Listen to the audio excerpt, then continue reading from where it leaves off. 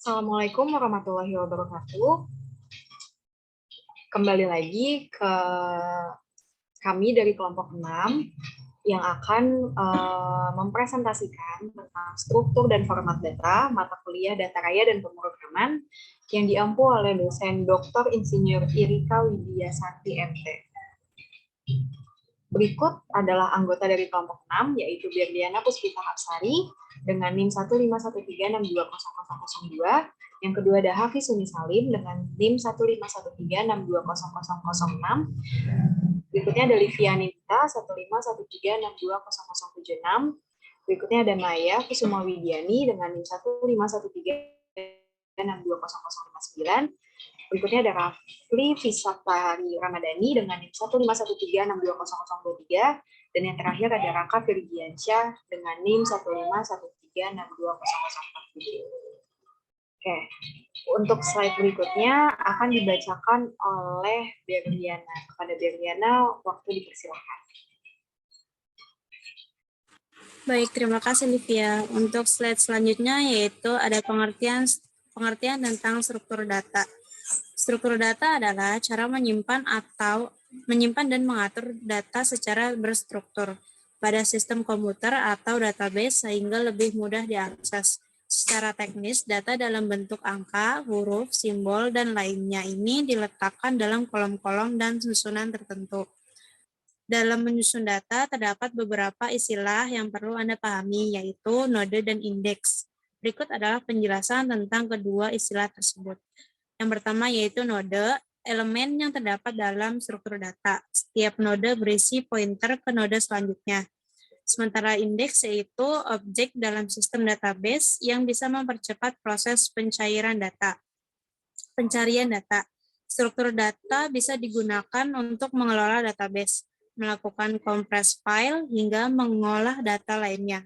Praktis, struktur ini menjadi hal yang harus dipelajari karena dapat membantu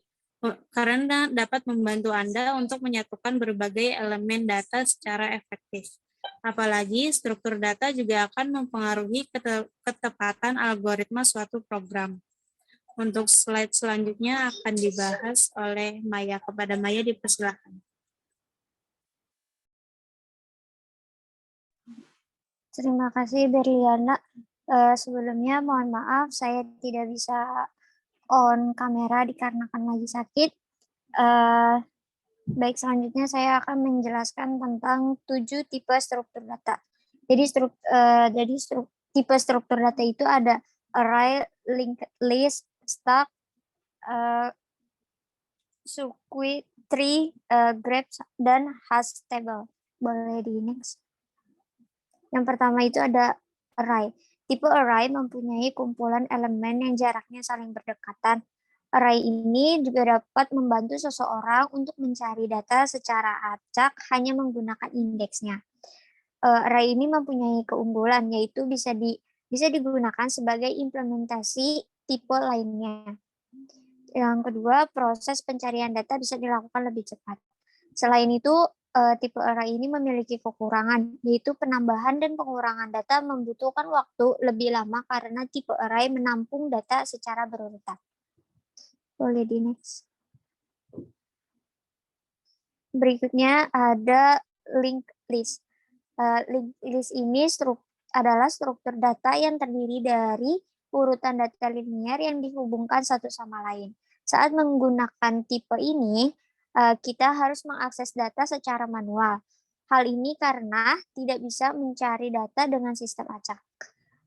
Linked list ini memiliki keunggulan. Yang pertama, ukurannya lebih dinamis. Yang kedua, alokasi penggunaan memori bisa disesuaikan dengan kebutuhan.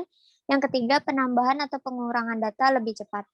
Tetapi juga memiliki kekurangan, yaitu satu, menguras memori yang lebih besar. Yang kedua, tidak bisa kembali ke node sebelumnya, kecuali pada jenis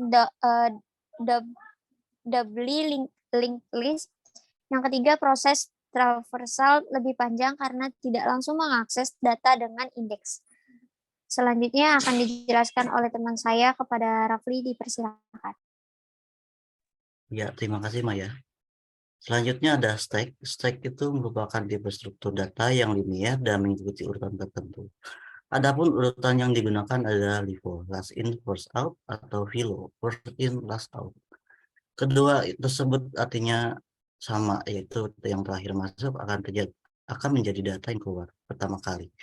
Sebaliknya, data yang pertama kali masuk akan menjadi data yang keluar terakhir. Ada keunggulan tipe stack. Yang pertama, dapat mengelola data secara efisien. Yang kedua, bisa membersihkan objek secara otomatis. Yang ketiga, dapat mengontrol memori secara mandiri. Adapun kekurangan tipe stack, yang pertama, kapasitas memori yang sangat terbatas. Yang kedua, kemungkinan terjadi overflow ketika jumlah objek terlalu banyak. Yang ketiga, tidak dapat mengakses data secara acak. Selanjutnya, ada queue. Queue itu merupakan tipe struktur data linear yang mengikuti urutan tertentu, yaitu FIFO, first in, first out. Jadi data yang masuk pertama kali merupakan data yang pertama kali diambil. Kita analogikannya sederhana, yang menggambarkan tipe ini adalah orang yang sedang mengantri. Siapa yang datang pertama itu yang dilayani terlebih dahulu. Keunggulan tipe queue itu yang pertama, yang ada data yang masuk akan dilayani sesuai urutannya. Yang kedua, proses antrian data lebih cepat dan optimal. Yang ketiga, menangani beberapa tipe data sekaligus. Kekurangan tipe queue itu, jika waktu pelayanan habis, maka data yang terakhir masuk tidak bisa dilayani. Yang kedua, proses yang rumit, harus menambah atau menghapus elemen dari tengah. Yang ketiga, butuh waktu lama untuk mencari antrian. Selanjutnya ada tree. Tree itu merupakan struktur data yang memiliki yang bentuknya seperti pohon.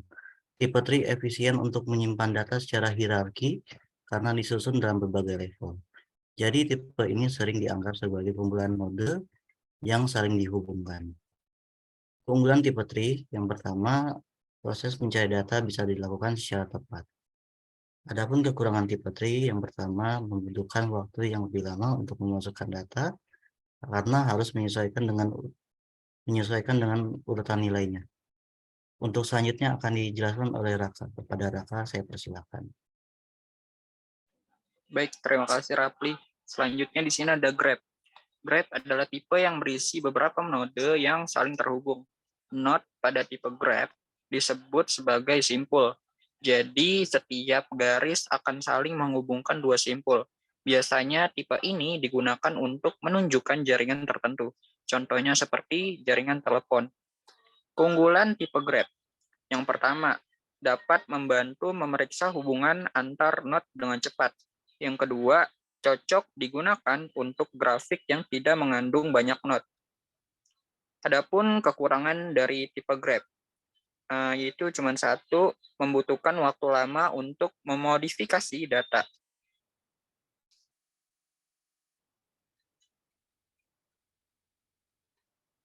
Selanjutnya di sini ada kegunaan struktur data.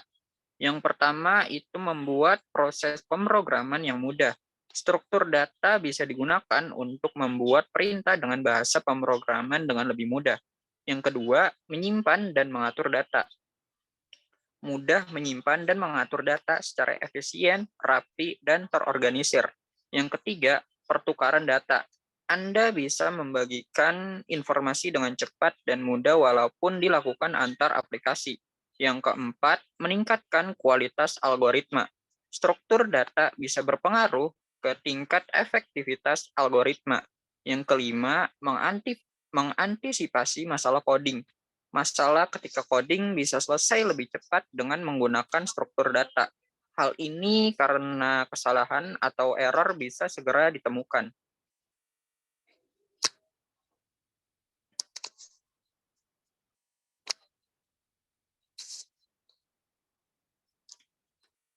Baik, selanjutnya slide ini akan dijelaskan oleh teman saya, Hafiz. Kepada Hafiz, dipersilahkan. Baik, terima kasih Raka.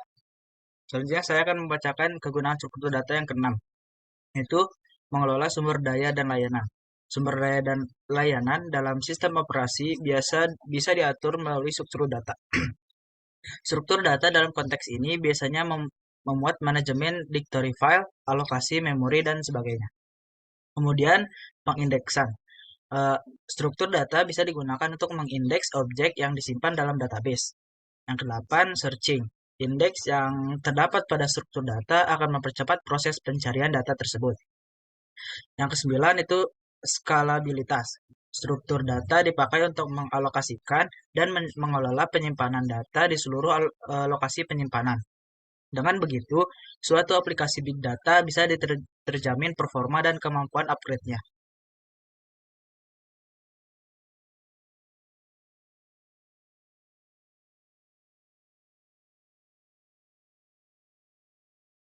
Bisa di next.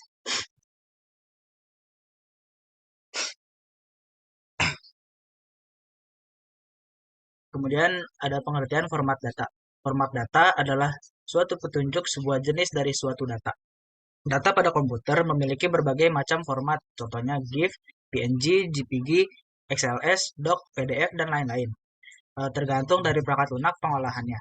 Format data tersebut dapat dikonversikan, misalnya dari sebuah dokumen Microsoft Word dapat kita konversikan menjadi dokumen dengan format PDF, atau sebaliknya dengan menggunakan perangkat lunak tertentu.